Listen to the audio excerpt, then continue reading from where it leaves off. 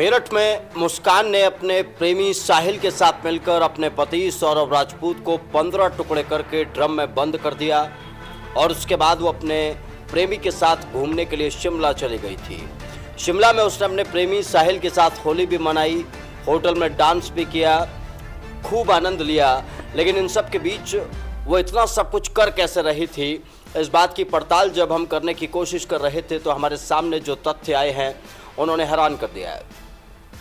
नशा जिसकी गिरफ्त में साहिल और मुस्कान थे, उसी नशे की वजह से साहिल और मुस्कान ने एक मासूम सौरभ की लाश के 15 टुकड़े किए। और सवाल ये भी है कि आज जब सब साहिल और मुस्कान की बात कर रहे हैं तो उनके पास पहुंचने वाले उस नशे की बात क्यों नहीं कर रहे, जिस नशे की वजह से इस बड़े हत्याकांड में कई एंगल सामने आ रहे हैं। इस वक्त मेरे साथ शिवसेना के वो नेता मौजूद हैं जिन्होंने नशे के खिलाफ मुहिम छेड़ी हुई है। ये लगातार नशे के खिलाफ अधिकारियों को जागरूक कर रहे हैं, उनके पास ये जानकारियां पहुंचा रहे हैं कि जो मेरठ है वहां पर नशे के खिलाफ सरकार और पुलिस कोई एक्शन ले। लेकिन हैरानी की बात है कि इनकी शिकायतों के बावजूद भी, डीएम के आदेश के बावजूद भी नशा माफियाओं, नशा तस्करों, इनके खिलाफ किसी तरीके की कोई भी कार्रवाई मेरठ पुलिस प्रशासन की तरफ से नहीं की गई। धर्मेंद्र जी, बहुत बहुत स्वागत है आपका। धन्यवाद। धर्मेंद्र जी, पहला सवाल यही है कि आप लोग, आपकी पूरी टीम, मैं यहाँ पर देख रहा हूँ शिवसेना की पूरी टीम, नशे के खिलाफ आप लोग दिसंबर में भी गए, उसके बाद आप पुलिस के अधिकारियों के पास भी गए। क्या लग रहा है आपको, कोई सुनेगा आपकी या नहीं सुनेगा, या इसी तरीके से चलता रहा? एक पिक्चर आई थी कुछ दिन पहले, उड़ता पंजाब, और वो केवल नशे के लिए ही थी। आज उड़ता पंजाब की स्थिति जो है वो उड़ता मेरठ हो गई है। हमने जो देखा, मेरठ में गली गली, स्कूल, कॉलेजों पर नशा खुलेआम बिक रहा है। लेकिन हमारे शायद हो सकता है पुलिस प्रशासन ने आंख पर पट्टी बांध ली हो, उन्हें दिखाई नहीं दे रहा हो। तो उस पुलिस प्रशासन को जगाने के लिए हमारे अल्पसंख्यक मोर्चा के महानगर अध्यक्ष हैं अजीज ठेकेदार जी, इनके नेतृत्व में एक अभियान हमने चलाया कि आप जगह जगह चौराहों पर, मुख्य स्थानों पर लोगों को जागरूक करो, और प्रशासन भी जागरूक होगा ताकि मीडिया के माध्यम से उन तक खबर पहुंचेगी कि नशा बंदी करनी जरूरी है। और जिस तरह का अवैध नशा, सूखा नशा बिक रहा है, ये युवाओं को अपराध की तरफ ले जा रहा है। जब युवा अपराध में जाएगा, परिवार भी टूटेंगे, परिवारों में अपराध की घटनाएं भी बढ़ेंगी। इन सारी चीज़ों को देखते हुए ही हम लोगों ने नशा अभियान चलाया। दिसंबर माह में हमने सबसे पहले डीएम साहब को ज्ञापन दिया। डीएम साहब ने आदेश भी किए कि आप नशाबंदी के अधिकारियों के लिए कि तुरंत पता करें जहां भी अवैध नशा बिक रहा है वहां पर कार्रवाई की जाए। लेकिन वो उनका आदेश फाइलों में दबकर रह गया। उसके बाद हमने चौराहों पर, मुख्य मार्गों पर नुक्कड़ नाटक भी किए नशे, अवैध नशे के खिलाफ। फिर हमने अभी बृहस्पतिवार में, आप एक बात तो बताइए सर, आप नशे के खिलाफ नुक्कड़ नाटक भी कर रहे हैं, आप पुलिस वालों को ले जाकर लेटर भी पहुंचा रहे हैं, लेकिन उसके बावजूद भी साहिल और मुस्कान का एक ऐसा कृत्य सामने आता है जो एक कृत्य सामने आ रहा है। इसके अलावा हम रोज देख रहे हैं लूटपाट, चोरी, छिनाती, हत्या, ये सब कुछ भी कहीं नशे की देनी तो है ये सब कुछ। बिल्कुल, मैंने बताया ना, उड़ता मेरठ, यानी कि नशे की गिरफ्त में मेरठ। और नशे की गिरफ्त में मेरठ है तो मुस्कान और साहिल जैसे लोग हत्याएं भी करेंगे, और हत्या ऐसी नहीं करेंगे, हृदय विदारक हत्या करेंगे, क्रूर हत्या करेंगे। क्योंकि नशे की गिरफ्त में वो इतने झूमे हुए हैं, उन्हें पता ही नहीं वो कर क्या रहे हैं। गर्दन काटना, हाथ काटना इतना आसान नहीं होता कि एक व्यक्ति की गर्दन काट दी जाए, उसके अंगों के टुकड़े कर दिए जाए। ये सब काम व्यक्ति नशे में ही करता है, बिना नशे के कर ही नहीं सकता। तो इतनी हत्याएं हो रही हैं मेरठ में, जगह जगह खुलेआम नशा बिक रहा है, हर थाना क्षेत्र में नशा बिक रहा है। लेकिन हमारा पुलिस प्रशासन सोया हुआ पड़ा है। लगातार हम दिसंबर माह से उन्हें जगाने का काम कर रहे हैं, लेकिन वो जग नहीं रहा है। हो सकता है उनकी जेबें उस नशे की वजह से भर रही हो, लेकिन हमारी युवा पीढ़ी को बर्बाद करने का काम प्रशासन कर रहा है, अगर वो नशा बिकवा रहा है। ठीक है अजीज जी, आप लोग नशे के खिलाफ अभियान चला रहे हैं, मैं आप लोगों के बैनर भी देख रहा हूँ यहाँ पर, बहुत अच्छा काम आप लोग कर रहे हैं। लेकिन क्या आपको नहीं लगता कि इतना बड़ा हत्याकांड होने के बावजूद पुलिस नशे के खिलाफ गंभीर नहीं दिखाई दे रही, प्रशासन नशे को गंभीरता से नहीं ले रहा? जब इतना बड़ा कांड जो हो जाता है जो पूरे देश में चर्चा का विषय बन जाता है, उसके बाद भी किसी का भी ध्यान इस तरफ नहीं जा रहा कि नशा इसका एक बड़ा कारण था। सबसे पहले तो मैं पूरी जनता को नमस्कार करता हूँ और शास्त्रकाल करता हूँ और सलाम करता हूँ और ये संदेश देता हूँ जितने भी भाई हैं नशा छोड़ने का काम करें, क्योंकि जब तक नशा करोगे तो घर परिवार तुम्हारा सब टूट जाएगा और रिश्ते नाते भी छूट जाएंगे। और देखो ये इधर देखो, कैमरा इधर दिखाओ भाई। सबसे पहले हमने ये नारा लिखा ना, नशा मारता नारी को। आज मार दिया ना नारी को। जिस चीज़ को हम रोक रहे 2 महीने से, सरकार को समझा रही है, देखो नशा छोड़ो रिश्ते जोड़ो। और भी है ये रहा, देश के पास नहीं कोई जवाब। देखो ये लिखा हुआ, देश हो रहा खराब, समाज हो रहा बर्बाद, सरकार के पास नहीं कोई जवाब। आज भी नहीं है, कल भी नहीं था, परसों भी नहीं था। जिस मसले को हम इस नशे को लेकर चले, नारी को मारेगा तो आज हो गया वो कांड। और इसमें दोषी वो लड़का लड़की नहीं है ज़्यादा, जिन्होंने मर्डर करा सबसे बड़ा जो इसमें दोषी है प्रशासन है और नशा बेचने वाले पीड़ित है। ये जो नशा बेचने वाले भूमाफिया जो भी हैं, ये साफ बताएंगे हमारे इनके। हाँ, नशा माफिया असली जो कातिल है वे हैं।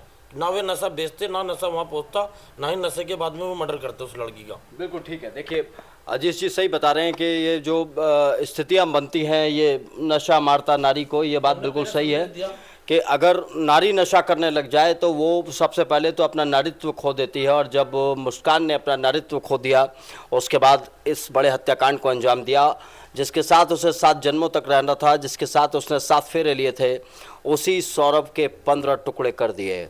उन टुकड़ों को अपने बेड में रखकर सोती भी रही और उसके बाद अपने बॉयफ्रेंड के साथ नशे में जाकर वो जश्न भी मनाती रही। इधर एक और बैनर यहाँ पर देखिए लगा हुआ है, मेरे सहयोगी आपको दिखाएंगे। देखिए एक महिला है और वो हेल्प की बात कर रही है। देखिए महिला और ड्रग्स की चपेट में है, वो हेल्प की बात कर रही है। अगर मुस्कान को इन नशा माफियाओं से पहले बचा लिया जाता तो शायद इस तरीके की स्थिति मेरठ में नहीं आती और साहिल और मुस्कान इतने बड़े हत्याकांड को अंजाम नहीं देते। अब एक बात बताइए धर्मेंद्र जी, अब क्या करेंगे? अब तो आपको पता भी चल गया। अब जो आप लिस्ट की बात कर रहे हैं कि आपके पास अड्डों का धीरे धीरे पता चल रहा है, कहाँ पर ये सबको नशा चल रहा है और क्या लिस्ट आपने प्रशासन पुलिस को सौंपी है? हम पुलिस प्रशासन को लगातार लिस्टें दे रहे हैं।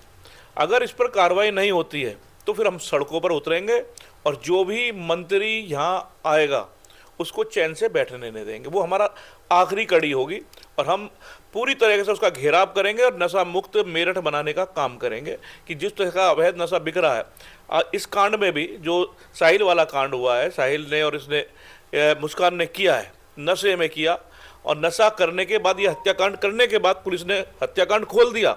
लेकिन पुलिस ये नहीं पूछ रही इनके पास नशा आया कहाँ से। पुलिस को ये जानना चाहिए वो नशा आया कहाँ से। मेन हत्याकांड की दोषी नशा है।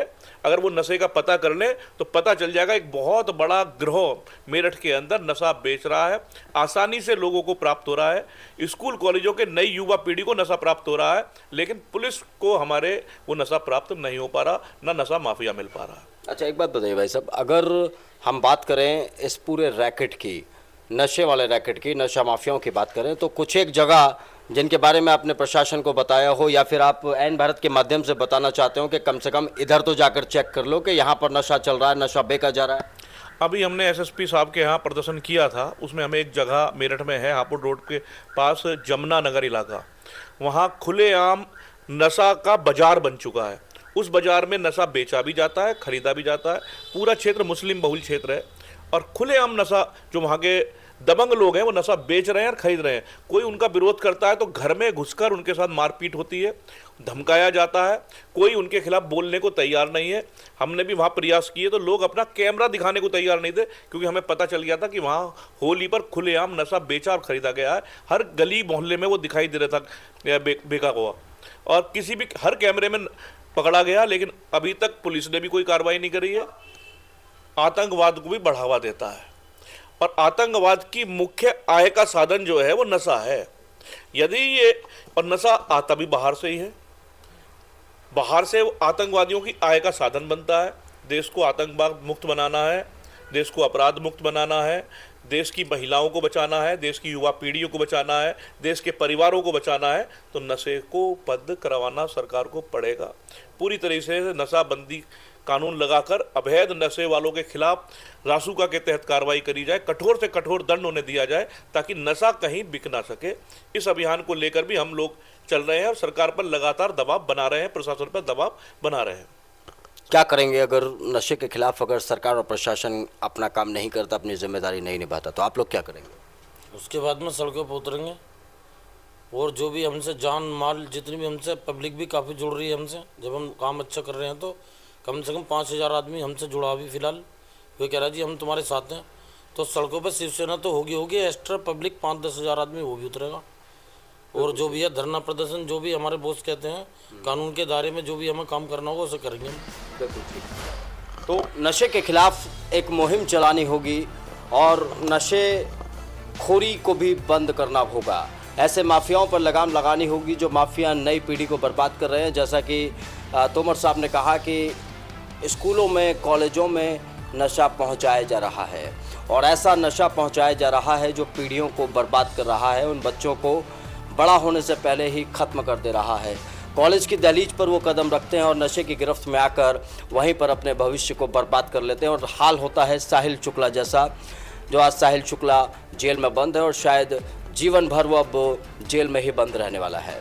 सवाल इस बात का भी है कि अगर पुलिस इस पूरे हत्याकांड पर रिसर्च कर रही है, जांच पड़ताल कर रही है, तो पुलिस ने नशे के एंगल पर अब तक क्या काम किया है और इस पूरे एंगल को अब किस तरीके से लेकर आगे बढ़ रही है। अपना सहयोगी राजन और सूर्यांश के साथ में नकुल चतुर्वेदी, टीम एन भारत।